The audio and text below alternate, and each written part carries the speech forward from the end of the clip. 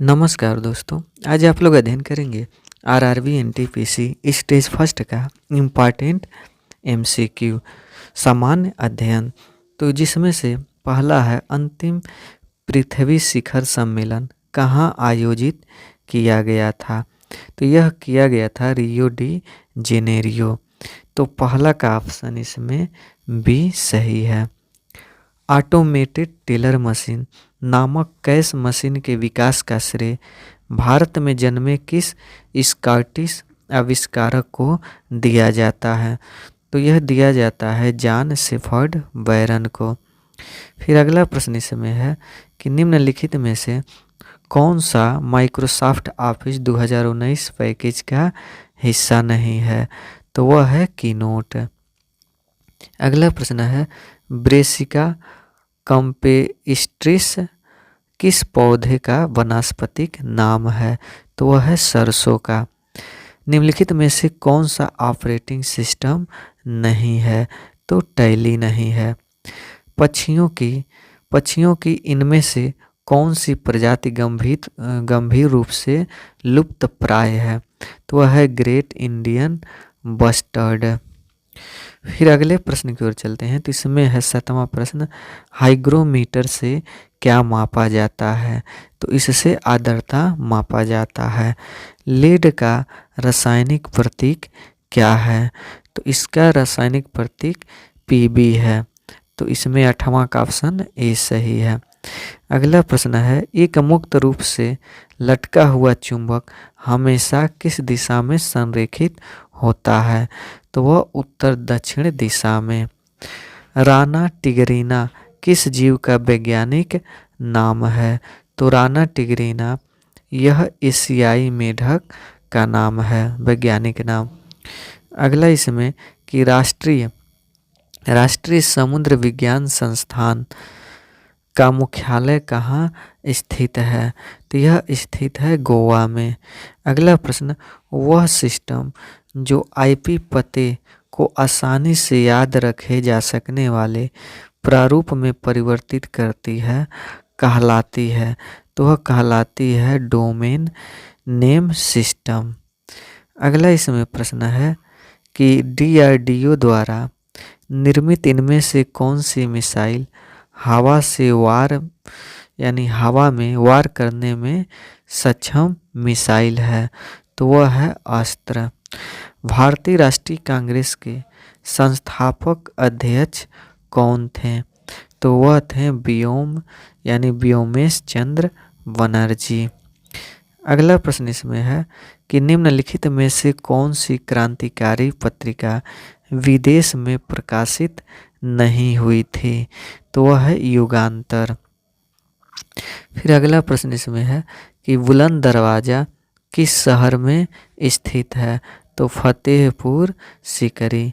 निम्नलिखित में से किसे भाषा को भारत की अनुसूचित भाषा का दर्जा प्राप्त नहीं है। तो गढ़वाली। तो 17 का ऑप्शन डी। निम्नलिखित में से कौन सा आश्रम महात्मा गांधी द्वारा स्थापित नहीं किया गया था।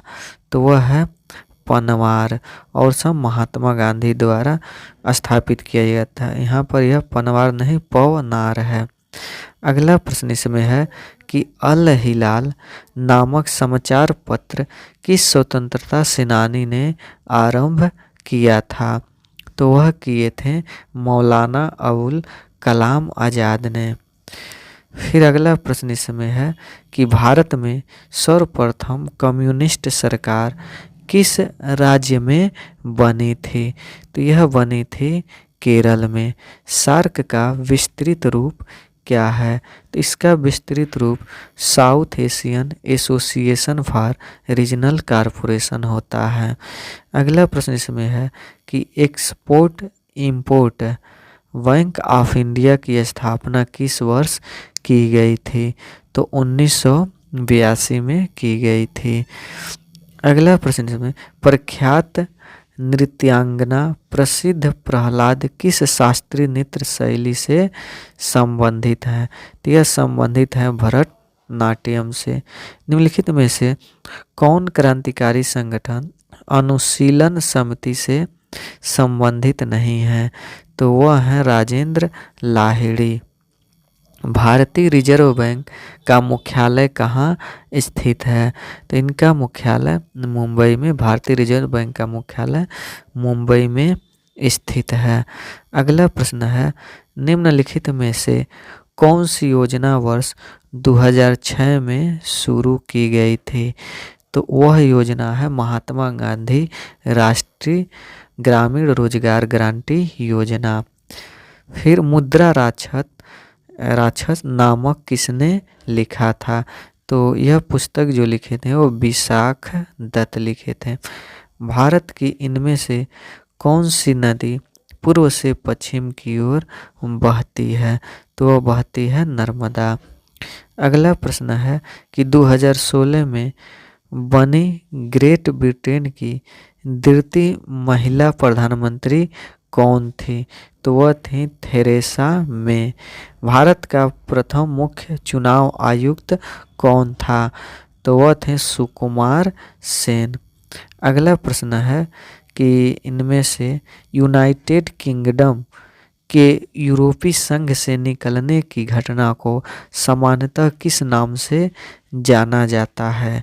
तो ब्रेक्जिट के नाम से, यानी 31 का ऑप्शन बी सही है। अगला प्रश्न कि इनमें से कौन सी नदी लंदन से होकर बहती है? तो वह है टेम्स है। निम्नलिखित में से कौन सा ज्वालामुखी नहीं है? तो वह है मोंट ब्लैक। अगला प्रश्न है कि यूरोप का व्यस्ततम समुद्री बंदरगाह कौन सा है? तो वह है इसमें से रॉटरडम।